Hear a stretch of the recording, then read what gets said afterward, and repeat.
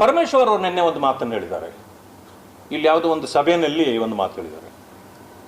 ಬಿಜೆಪಿಯವರು ದಲಿತರನ್ನ ಒಡೆದು ತುಂಡು ತುಂಡು ಮಾಡಿಬಿಟ್ರು.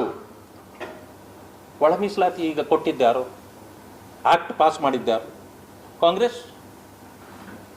6, 6, 5 ಎ ಬಿ ಸಿ ವರ್ಗಗಳನ್ನು ಮಾಡಿ 6, 6, 5 ಮಾಡಿದ್ದಾರು ಕಾಂಗ್ರೆಸ್.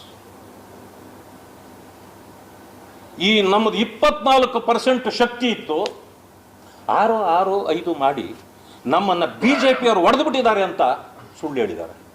ನಾನು ಇಲ್ಲಿವರೆಗೂ ಅವ್ರನ್ನ ಅನ್ಕೊಂಡಿದ್ದೆ ಇವರು ಸುಳ್ಳು ಹೇಳ್ತಾ ಇಲ್ಲ ಪಾಪ ಕಾಂಗ್ರೆಸ್ಸಲ್ಲಿ ಅಂತ. ಬಟ್ ಇಷ್ಟು ಚೆನ್ನಾಗಿ ಸುಳ್ಳು ಹೇಳ್ತಾರಂತ ನನಗೂ ಗೊತ್ತಿರಲಿಲ್ಲ. ನಿನ್ನೆ ನಾನು ಅವ್ರು ನೋಡಿ ಇವರೊಬ್ಬ ನಾಯಕ ಅನ್ಕೊಂಡಿದ್ದೆ. ಡಾಕ್ಟರ್ ಪರಮೇಶ್ವರ್ ಖಳನಾಯಕ ಆಗಿಬಿಟ್ಟಿದ್ದಾರೆ, ಖಳನಾಯಕ. ಇವತ್ತೇನಾದರೂ ಇಷ್ಟು ಗೊಂದಲದಲ್ಲಿ ಪರಿಶಿಷ್ಟ ಜಾತಿ ವರ್ಗಗಳಿದೆ ಅಂತಂದ್ರೆ ಅದಕ್ಕೆ ಪರಮೇಶ್ವರು, ಮಾನ್ಯ ಮಹದೇವಪ್ಪ ಯಾಕೆ ಅಂತಂದ್ರೆ ಸೋಷಿಯಲ್ ವೆಲ್ಫೇರ್ ಮಿನಿಸ್ಟರ್ ಅವ್ರ ತಳಗಡೆ ಬರ್ತದೆ. ಇವತ್ತೇನಾದರೂ ಈ ಒಳ ಮೀಸಲಾತಿ ಸಮಸ್ಯೆ ಬಗೆಹರಿಸಬೇಕಾದ್ರೆ ಅವರೇ ಮಾಡಬೇಕಾಗಿತ್ತು. ಅವ್ರು ಮಾಡಿದ್ದೇನು? ಯಾವ ಕ್ಯಾಟಗರಿ ಯಾರಿಗೆ ಬರ್ತದೆ, ಜನಸಂಖ್ಯೆ ಯಾವ್ಯಾವುದನ್ನು ಎಲ್ಲಿ ಸೇರಿಸಬೇಕು ಅವ್ರಿಗೆ ಅದರ ಪರಿಜ್ಞಾನವೇ ಇಲ್ಲ. ಅವರೇ ಹಾಳು ಮಾಡಿದ್ದು. ಇವತ್ತು ಪರಿಶಿಷ್ಟ ಜಾತಿಗಳು 3 ವರ್ಗಗಳಾಗಿ ನ್ಯಾಯ ಸಿಗದೆ ಬೀದಿಯಲ್ಲಿ ಏನಾದರೂ ಇವತ್ತು ನಿಂತಿದ್ರೆ ಅದಕ್ಕೆ ಕಾರಣ ಮಾನ್ಯ ಮಹದೇವಪ್ಪನವರು. ಇಂಥ ಪರಿಸ್ಥಿತಿಯನ್ನು ಸೃಷ್ಟಿ ಮಾಡಿ ಇವತ್ತು ಬಿಜೆಪಿ ದಲಿತರನ್ನು ಒಡೆದು ಬಿಟ್ಟಿದ್ದಾನೆ. ನೋಡಿ, ದಲಿತರನ್ನು ಕೂಡಿಸುವಂಥ ಕೆಲಸ, ದಲಿತರಿಗೆ ಇವತ್ತು ಶಕ್ತಿ ತುಂಬತಕ್ಕಂಥ ಕೆಲಸ, ಬಾಬಾ ಸಾಹೇಬ್ ಅಂಬೇಡ್ಕರ್ ಅವರಿಗೆ ಗೌರವ ಕೊಡ್ತಕ್ಕಂಥದ್ದು, ಸಂವಿಧಾನವನ್ನು ಎತ್ತಿ ಹಿಡಿಯತಕ್ಕಂಥ ಕೆಲಸವನ್ನು ಯಾರಾದರೂ ಮಾಡಿದರೆ ಅದು ಭಾರತೀಯ ಜನತಾ ಪಕ್ಷ. ಅನುಮಾನ ಬೇಡ ಇದರಲ್ಲಿ.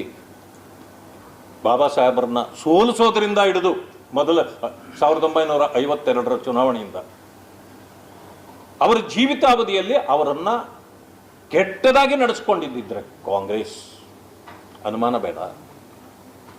ಅದಾದ ಮೇಲೆ ಮೋದಿಯವರು ಬಂದ ಮೇಲೆ ಅವರ 5 ಕ್ಷೇತ್ರಗಳನ್ನು, ಪುಣ್ಯ ಕ್ಷೇತ್ರಗಳನ್ನು ಮಾಡಿ, ರಾಷ್ಟ್ರೀಯ ಸ್ಮಾರಕಗಳನ್ನು ಮಾಡಿ ಅವರನ್ನು ಗೌರವಿಸಿದ್ದು ಭಾರತೀಯ ಜನತಾ ಪಕ್ಷ. ಇಷ್ಟೆಲ್ಲ ಇದ್ದರೂ ಕೂಡ ಜನರಿಗಿದೆಲ್ಲ ಅರಿವಿದೆ, ಗೊತ್ತಿದೆ.